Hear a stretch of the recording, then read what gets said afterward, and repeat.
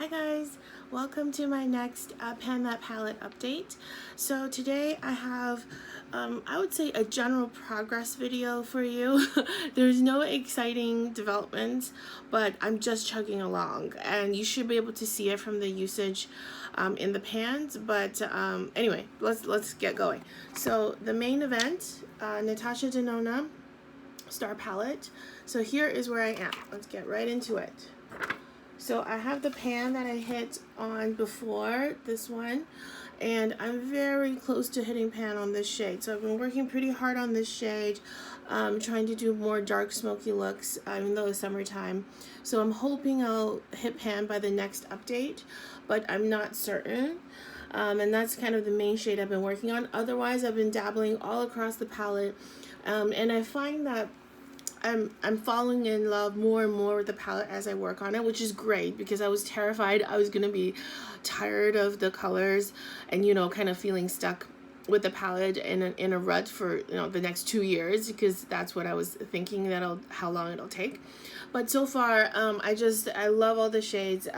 So this is swatches for this half of the palette. So this side is more warm, as you can see, and this side's more cool, although there's a warm shade over here. But I thought I would introduce this section in detail to you guys in case if you have the palette and you want to follow along to see what I do.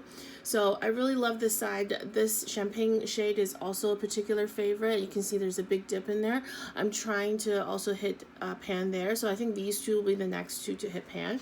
But so here's the swatches for this side. This is the top bronze color. And as you can see, she is a little bit repetitive because this bronze, the greenish bronze, and this greenish bronze are very similar. I would say this is just a touch darker and a touch cooler, but on the eyes you can barely see the difference. So sometimes she does repeat herself even in the same palette, as a lot of people have complained before.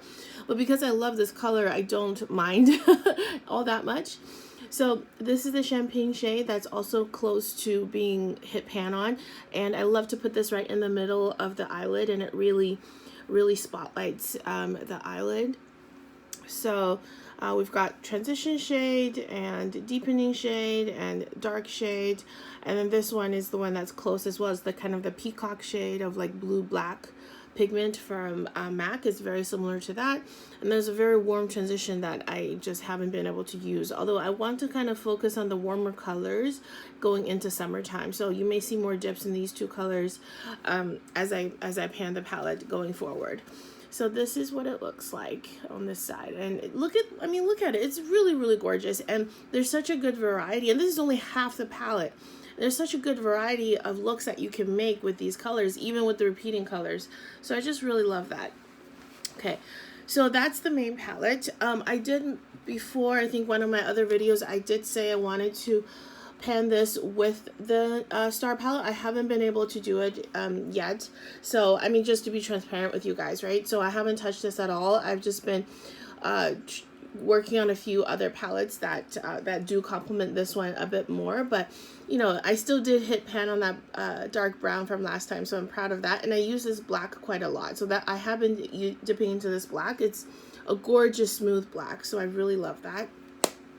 Okay, companion palettes. So this one that just won't die. This is the, oh no, there's some crumbling powder in there. So if you can see the powder crumbling on the corners. So I'm trying to get rid of that color, trying to pan that, even the remaining crumbles, as much as possible. And then once that's done, this palette is out of my life. I think I've had it for like 6 years. It's pretty crazy. But you know, it's also kind of cool to see the progress. I haven't given up. So that's the status of that one. I use a mixture of these two shades to buff out any colors to help with blending, and it's really hard to see, but I am making a dip in the palette. It's very stiff, not very powdery, which is fine, and you know, however long that'll take is how long it'll take. I love having the function of these shades working for me. And then this one is another crumbly shade, so this highlight shade. So I'm going to try to repress it. I'm not a repressing expert by any means, but I've hit pan. I've hit major pan before it crumbled. So I was really happy about that. And the shade is probably half done in total. So I'm going to repress it and try to hit pan again on this color. And then lastly, I have my mini blush palette. So there's not much progress, I think, compared to the last time, but I'm slowly working on the indent. The plan is to finish this whole thing. I'll often use the bronzer by itself, but if I'm doing a quick look, then I'll sweep all across and just put it on as a blush bronzer highlight all in one, which works really well on. This is the BECCA Endless Bronze and Glow palette.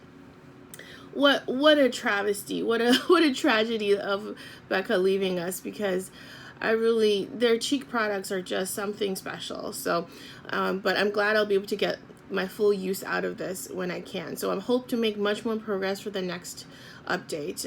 There's just some kind of surface use, but that's about it on this one. So that's it, a quick and sweet update for you. I'll go into the cooler section of the palette next time.